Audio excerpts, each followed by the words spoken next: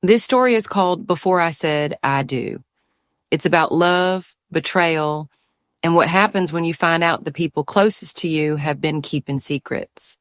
It starts just 2 weeks before the wedding. You ever look someone in the eye and realize they've been lying to you for months while sleeping in your bed, wearing your ring, smiling at your sister? Yeah, that was my reality. I was 2 weeks from my wedding when I found them. Jordan, the man I was about to marry, and Lila, my own sister, wrapped up in each other like I never existed. Guest bedroom, half dressed, lipstick on his face. Her lipstick. They didn't even look surprised, just guilty. And Lila, with that cold little smirk of hers, actually said, "We didn't plan it, but we've fallen for each other." Like it was fate, like it was something beautiful I was meant to understand. I didn't scream, I didn't cry, I didn't even blink. Because in that exact moment, something inside me snapped. Not in the way they hoped, not broken, sharpened. They thought I'd crumble, they forgot who raised me. I didn't cancel the wedding. Instead, I became the perfect bride-to-be, posted the cake tasting, shared the dress fittings, let everyone believe I was floating on love. I invited Lila for coffee. I smiled. I told her I understood that she and Jordan must be soulmates. I told her that I just wanted peace between us before the wedding was officially called off. She blinked. She looked surprised and a little wary, but she believed me. Of course she did. Jordan was easier. I knew him inside out. I sent him a message late one night.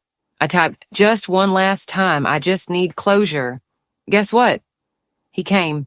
He stood anxiously in the doorway like he wasn't sure if I was about to cry or slap him. I did neither. I leaned in. I kissed him like I meant it.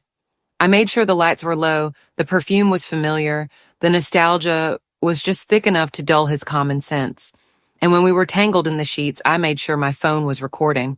Every word, every touch. The next morning, I sent the video to Lila. No caption, just a clean cut of the truth. At the end of it, I looked right into the lens and whispered, "Now we're even." Lila lost it, exploded. I heard she scream for hours, smashed glasses, and threw Jordan's clothes onto the lawn. Then she did what Lila always does when she's hurt. She set the whole damn thing on fire, literally. The neighbors posted it on Facebook, a flaming pile of designer jackets and sneakers in the middle of the driveway, while Lila stood barefoot in her robe, shrieking at him to go to hell. I watched it, I rewatched it, and for the first time in months, I laughed. But the real twist, that came later. About 3 months passed. I kept my head down, healed in silence. I didn't speak to either of them. Then I got a letter from my father's lawyer, a formal, thick envelope, the kind that makes your heart race before you even open it. Inside was something I never expected, a final clause from my father's will. I didn't know it at the time, but 2 years before he died, my dad had quietly rewritten parts of his estate plan.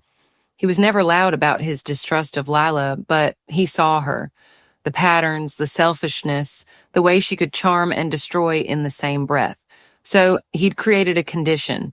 His entire estate would pass to whichever daughter had no remaining connection, romantic, financial, or emotional, to Jordan Nichols. My mind started to whir. Did he know about Lila and Jordan? Why didn't he say something? The house, the vineyard in Bordeaux, everything. The condition was that if either of us was still involved with him in any way, we were immediately disqualified. I sat there in stunned silence, holding the paper, letting the weight of it settle in my chest. I didn't even have to say anything, because I already knew. Lila had taken him back. After all of it, after the fire and the fury and the heartbreak, she let him crawl back in. She couldn't help herself. And me? I walked away. I let them burn in their mess. The lawyer looked at me gently and said, "So it's yours, everything, effective immediately." I nodded, didn't say much, but inside, it wasn't about the house, or the money, or the vineyard. It was the moment I realized I hadn't lost anything. They had. They'd betrayed me for a fling.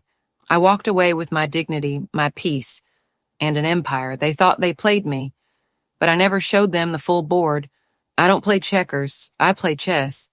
And checkmate never looked so beautiful. They thought they had it all figured out. But while they were busy betraying me, I was setting the board. I never said I do, and I never needed to, because I walked away with something much bigger, my peace, my power, and everything else.